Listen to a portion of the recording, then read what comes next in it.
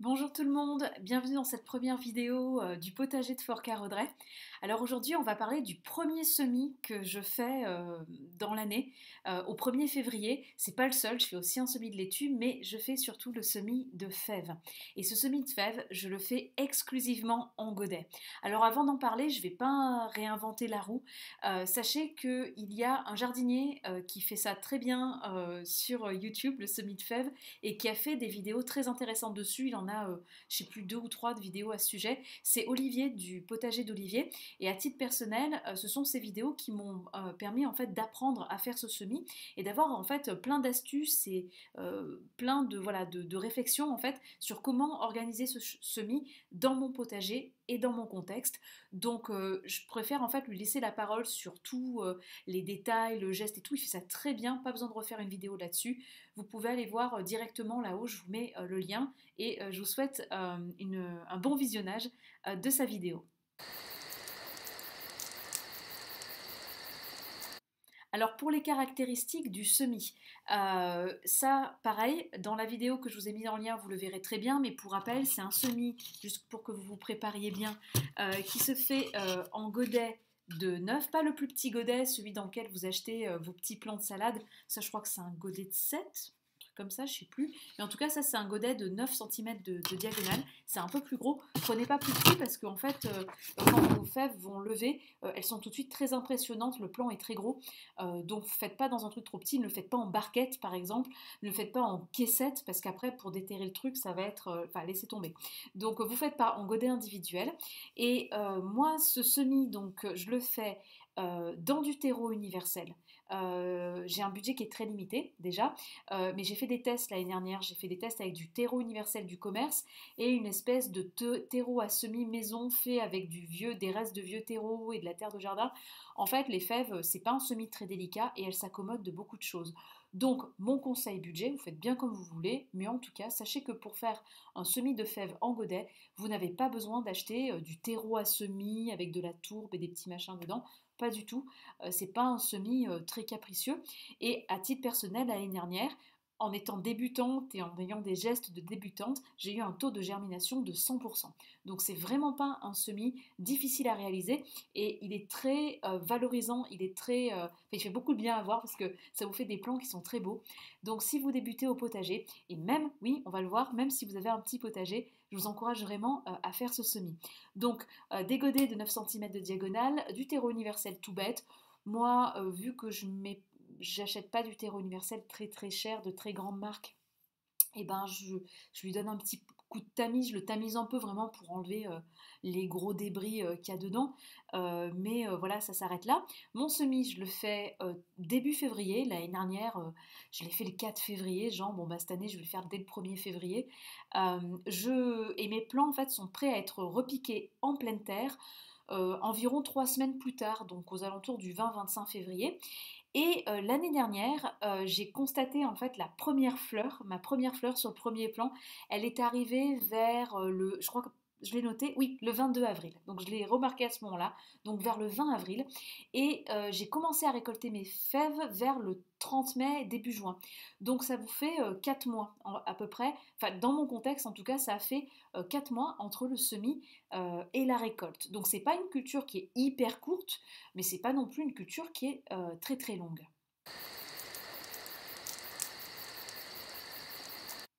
Au niveau de la croissance, c'est une culture qui n'a pas besoin d'une terre très enrichie. Au contraire, comme le dit Olivier justement dans sa vidéo, c'est une fabacée, hein, la fève comme les haricots et les pois. Et c'est justement une culture qui est intéressante à pratiquer si vous débutez au potager et que vous n'avez pas une pleine terre du feu de Dieu. C'est une culture qui enrichit votre sol en azote. C'est une des propriétés des fabacées. Donc pareil, je vous laisse aller voir la vidéo d'Olivier à ce sujet.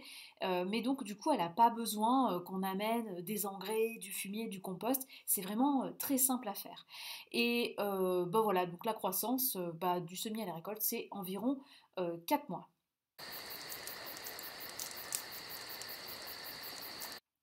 Pour l'entretien, en fait, il n'y a pas de taille à faire, donc c'est pareil, c'est une culture qui est vraiment simple. Moi, en plus, je la fais sur une parcelle qui est vraiment en hauteur, qui est pas très accessible, mais ça m'arrange bien, en fait, parce que du coup, j'ai pas besoin d'intervenir tout le temps. L'année dernière, ça a été un peu spécial. Je sais pas si vous avez vécu la même chose, en 2021 dans votre coin de France ou du monde, mais nous, on a eu des gelées noires, au mois d'avril et elles ont tenu, hein. Mais alors, la vache, on a eu une perte, tout autour de nous, en fait. On n'a plus de prunes, de cerises, enfin, ça a été une catastrophe.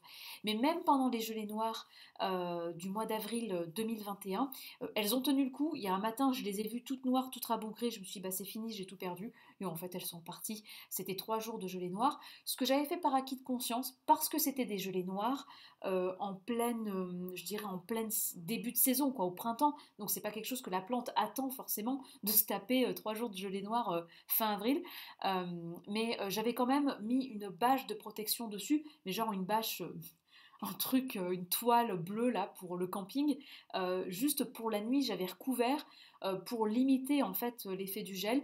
Je ne sais pas si ça a servi à quelque chose, mais en tout cas, je n'ai pas perdu ma culture malgré cet événement qui, d'un point de vue météorologique, était assez exceptionnel. La seule chose pour l'entretien où il faut faire attention, c'est que quand vous repiquez vos plants dans la pleine terre, faites une espèce de sillon en fait de telle manière à ce que à un moment donné dans la culture, vous puissiez rabattre un peu de terre sur le bas des pieds. On dit souvent qu'il faut buter les fèves. Alors soit vous les butez, soit vous mettez un système soit de fils, de cordes tendues entre chaque rang, ou alors vous les repiquez en pleine terre ou vous les semez en pleine terre de façon assez rapprochée, que les rangs soient assez rapprochés pour qu'elles puissent se soutenir mutuellement. Moi, ma parcelle, elle n'est pas dans un endroit très exposé au vent, mais si vous êtes dans un endroit où il y a beaucoup de vent, la tige peut casser, peut se coucher, c'est un peu dommage, donc faites en sorte, soit par butage avec du foin, de la terre ou du foin, hein, pour le coup, vous pouvez mettre un paillage, enfin voilà, faites en sorte qu'à un moment donné dans la culture, vous puissiez faire tenir le bas du pied droit afin que la culture ne se couche pas si jamais vous avez un gros coup de vent ou alors une pluie diluvienne qui va venir écraser les plants. Essayez de faire en sorte que ça se tienne à peu près. Pour l'espacement entre les fèves que vous semez ou bien entre les plants que vous repiquez, moi personnellement j'ai un tout petit potager comme vous pouvez aller le voir dans la description de mon potager qui se trouve dans l'onglet à propos de YouTube. Donc en fait, je les repique tous les 10 centimètres. En général, on vous dit tous les 10 à 15 centimètres. Moi, je fais tous les 10 centimètres parce que j'ai vraiment peu de place. Et puis, entre les rangs, on voit des chiffres qui sont à 50 centimètres. Olivier, dans sa vidéo, conseillait 30 à 40. Moi, je fais tous les 30-35, quoi. Je sers vachement, mais en même temps, j'ai pas trop le choix et en fait, ça marche plutôt bien.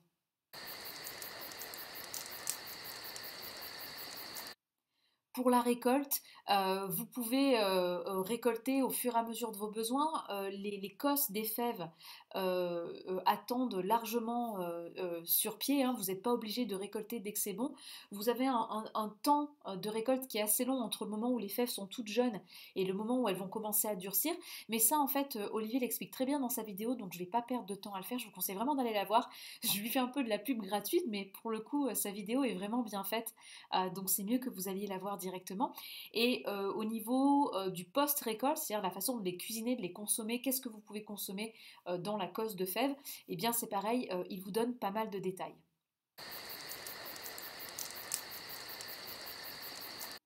Alors moi, ce dont je vais vous parler, c'est plutôt de mon contexte. Là, j'ai donné comme référence de cette vidéo la vidéo du potager d'Olivier. Alors Olivier, lui, il est vraiment dans le sud de la France, dans un contexte bon, je suis désolée de lui dire comme ça, mais plutôt idéal. Ça a réclamé énormément de travail de sa part, mais il est quand même dans une région douce. Il peut faire des semis de fèves à l'automne, ce que moi je ne peux absolument pas faire. Et puis il échelonne vachement ses semis, c'est-à-dire qu'il fait plusieurs semis de fèves sur la saison, d'après ce que j'ai compris. Il me contredira peut-être, mais je me rappelle que voilà, il fait plusieurs semis dans la saison. Alors moi, j'ai un petit potager. Il est mal orienté, il est plein nord. Je suis dans la Loire, à flanc de colline, en haut d'une colline, contre une forêt, la totale, enfin il n'y a rien qui va. Potager en escalier, enfin bon bref, voilà, on n'était même pas censé avoir un potager sur un terrain pareil. Mais voilà comment je procède et où je vais prendre le contre-pied de ce que fait Olivier notamment, pas parce qu'il a tort, mais juste parce que bah, ça correspond pas à mon contexte quoi. La première chose, c'est que je fais un semis unique de fèves. Pourquoi est-ce que je fais ça? C'est-à-dire que je peux planter 100, je peux faire 100 pieds de fèves, 105 précisément. Quand vous avez un petit potager, il faut apprendre à être très précis. Et je sème les 105 d'un coup. Je fais une grosse session et je les échelonne pas. Pourquoi? Parce que l'année dernière, je les ai échelonnés. J'ai fait, je crois, 3 ou 4 semis de fèves, pas très éloignés, hein, sur le moment, le court moment où vous pouvez les faire. Mais en fait, ça ne va pas parce que moi, ma saison potagère, elle est très courte. C'est-à-dire que j'ai une pré-saison entre février et mai, juin. J'ai une saison carrément, au contraire, même je suis mieux lotie que sur la colline d'en face, qui est plein sud parce qu'ils crament, ils ont zéro ombre. Et moi, du coup, en fait, ben, je cherche un peu le soleil, mais si ça cagnarde fort, comme bah, ça peut maintenant en 2022, en fait, je m'en sors plutôt bien. Bon, l'année dernière, on a eu un été froid, mais bon, c'était exceptionnel.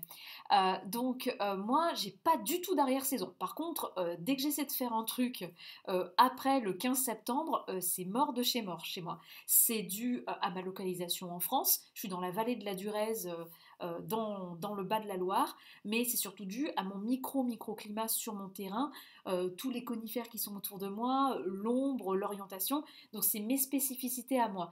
Mais si vous êtes un petit peu dans ma situation, je vous conseille d'éviter d'échelonner, ou alors si vous êtes tout simplement dans un endroit où la saison est très courte, vous allez peut-être éviter d'échelonner. Pourquoi précisément? Parce que comme je vous l'ai dit tout à l'heure, si vous faites votre semis au 1er février, vous allez récolter aux alentours du 1er juin. Il faut compter environ 4 mois entre le semis et la récolte. Et en fait, une des choses qui va se passer avec les fèves, c'est que arrivé à l'été, vous allez avoir de plus en plus de pucerons qui vont se mettre sur vos plants, ce qui, alors c'est très long, hein, même des fois quand vous avez plein de pucerons sur vos cosses, en fait ça met un petit moment avant de vous ravager votre culture, hein, c'est pas un truc de type limace sur jeune plante laitue, hein, pas du tout. Vous avez quand même voilà, quelques jours, peut-être quelques semaines selon l'invasion, mais c'est vite embêtant en fait d'avoir des fèves qui attendent en pleine terre. Encore fin juin, ça commence à être un petit peu plus un challenge.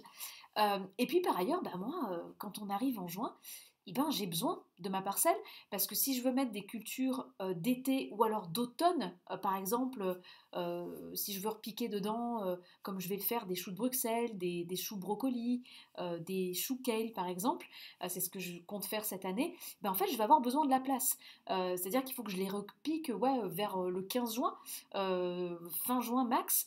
Je peux les faire attendre en godet, hein, parce que moi je fais tout en godet, mais bon, je suis ric-rac quoi. Je peux pas me dire, allez, je m'en fous, mes fèves, je les laisse jusqu'à début juillet, je les fauche, je les laisse.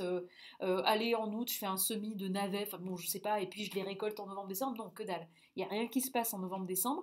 Moi, les seules cultures que je peux faire ou qui sont en cours de croissance sur mon terrain en novembre-décembre, elles sont toutes dans mes bacs sur pied qui sont posés contre la maison, au chaud, enfin voilà. Donc j'ai besoin de la place. Et en fait, si j'échelonne, et ben l'année dernière j'ai fait ça, et en fait il y a plein de fèves, il y a plein de plants que j'ai fauchés sans avoir récolté parce qu'ils étaient encore en fleurs au moment où ben j'avais besoin de la parcelle quoi. Donc et Olivier disait aussi dans sa vidéo, oui moi je fais des semis en godet et puis je sème le reste en pleine terre. De toute façon, ceux en pleine terre ils sont un peu plus longs à lever, mais ils rattrapent leur retard. Dans des conditions telles que les siennes, oui. Dans mon cas, non. Pour vous donner une idée, l'année dernière, j'ai semé des fèves en godet le 4 février. 15 jours plus tard, j'en ai semé en pleine terre. Alors c'était plus tard, hein, certes, mais elles n'ont jamais rattrapé leur retard. En fait, je crois qu'elles ont mis 3 semaines à lever. Enfin, le truc, je croyais qu'elles s'étaient fait bouffer. Moi, je m'étais dit, ben, j'étais prête à creuser en fait pour remplacer par des plants qui ont poussé en godet.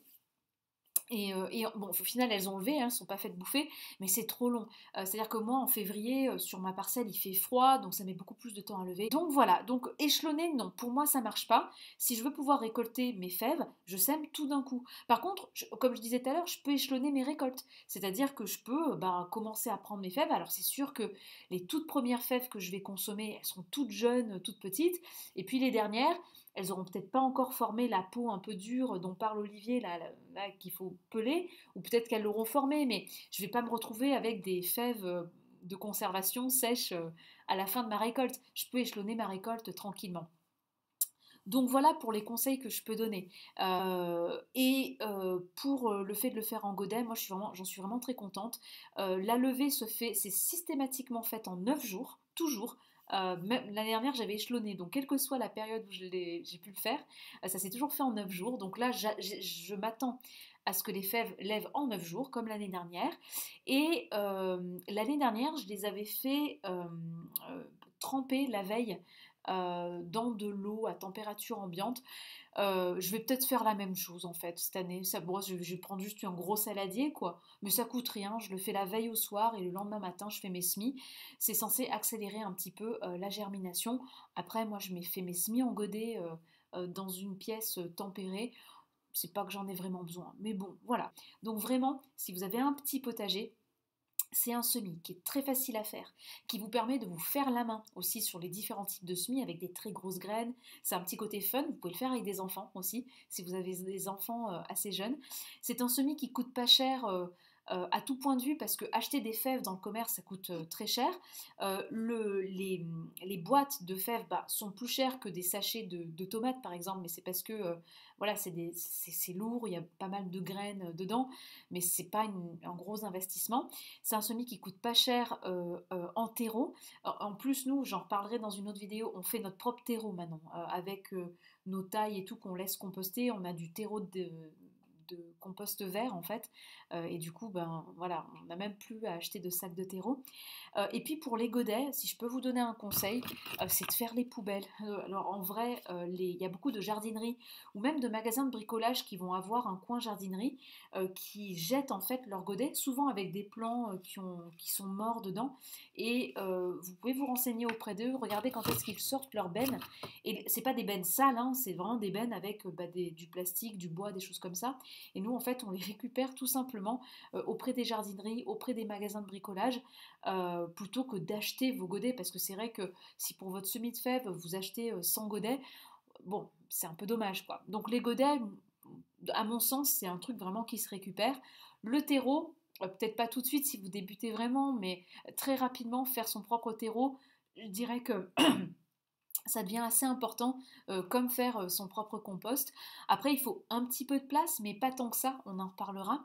Et puis voilà, et en plus c'est un légume en fait qui est vraiment très très bon, qui a un goût vraiment atypique et qui permet un peu de changer de l'ordinaire. Et par ailleurs, ça vous permet d'enrichir une planche de culture, comme on le disait, avec de l'azote. Hein. Les fabacées captent l'azote de l'air et le fixent dans le sol, donc c'est très bien.